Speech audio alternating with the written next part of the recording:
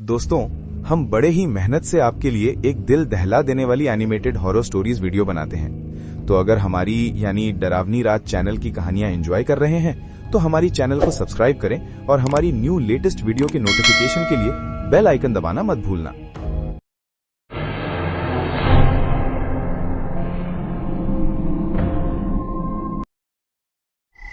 उस रात बर्फ सी ठंडी हवा चल रही थी। सन्नाटा इतना घना कि किसी की सांस भी सुनाई दे सकती थी। गांव के सबसे किनारे एक पुराना टूटा हुआ बस स्टॉप था। वहीं खड़ा था रणवीर, शहर से लौटता हुआ एक साधारण युवक, थका हुआ, नींद से भरा और थोड़ा परेशान, क्योंकि आज बस कुछ ज्यादा ही देर हो गई थी। रणवीर ने घड़ी देखी। रात 12:03, अमावस्या की रात, और इतना सुनसान रास्ता।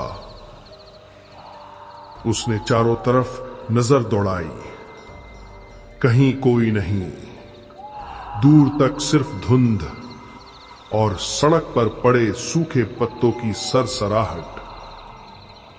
तभी दूर से एक कमजोर सी टिमटिमाती रोशनी दिखाई दी। एक लालटेन लेकर धीरे धीरे कोई चलकर आ रहा था। धुंध हटते ही एक बूढ़ी औरत दिखी। चेहरा झुर्रियों से भरा, आंखों में अजीब सा खालीपन, सफेद साड़ी और पैर नंगे। वो बस स्टॉप पर आकर खड़ी हो गई, चुप, बिल्कुल चुप। रणवीर ने धीरे से कहा, दादी, इतनी रात में अकेले? बूढ़ी औरत ने धीरे से मुस्कुराया, एक ऐसी मुस्कान जिसमें गर्माहट नहीं थी, बल्कि किसी छिपे हुए डर की चिंगारी थी। वो बोली, बेटा, कभी कभी कुछ आत्माएं रात में घर लौटती हैं, उन्हें रास्ता दिखाने वाला चाहिए। रणवीर सकपका गया, कंपकंपी सी दौड़ी उसके शरीर में।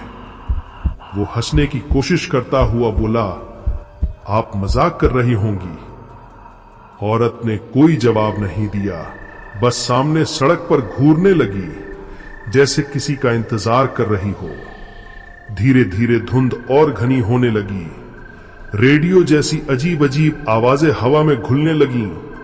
कोई है यहां, मत आओ। रणवीर नर्वस हो गया। उसने सोचा, बस आ जाए, यहां से निकलूं। अचानक उसने देखा, सड़क के बीच में एक लड़की खड़ी थी। लंबे बाल, झुका हुआ चेहरा और पूरे कपड़े भीगे हुए, जैसे बारिश में भीगी हो।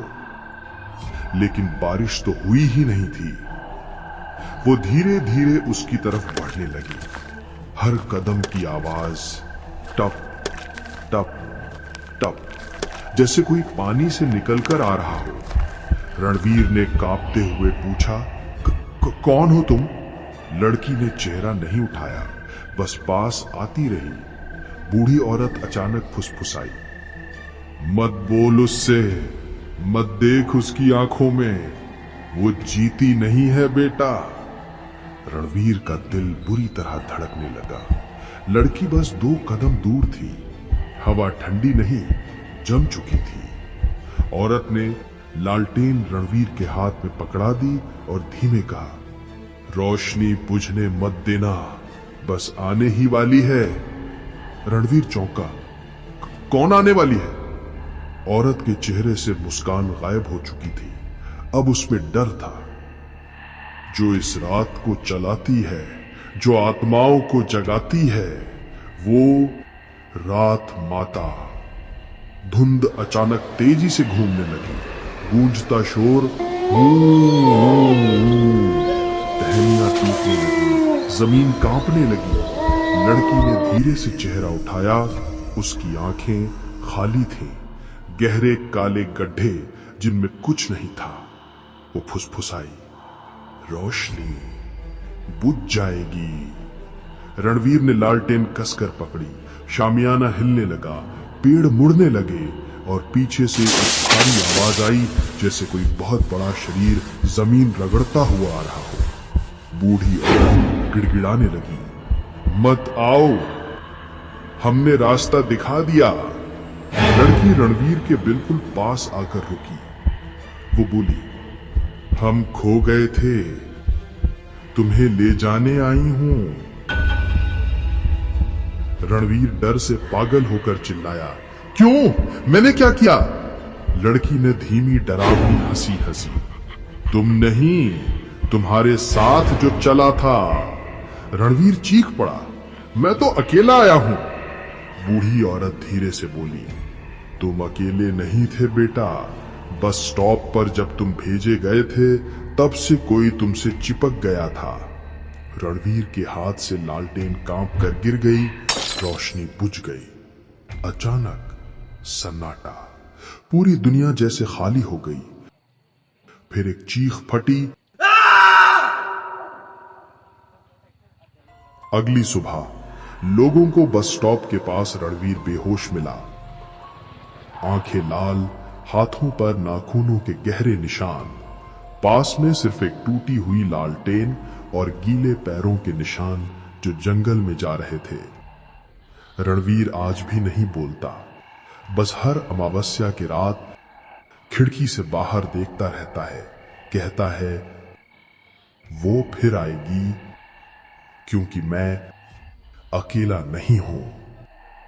अगर आपको हमारी हॉरर कहानियां अच्छी लगती हैं तो डरावनी रात को सब्सक्राइब करना ना भूलें और चाहते हैं कि हमारी नई कहानियां आपके पास पहले पहुंचे तो बेल आइकन भी दबा दें। अगर आपको हमारी हॉरर कहानियां अच्छी लगती हैं तो डरावनी रात को सब्सक्राइब करना ना भूलें और चाहते हैं कि हमारी नई कहानियां आपके पास पहले पहुंचे तो बेल आइकन भी दबा दें।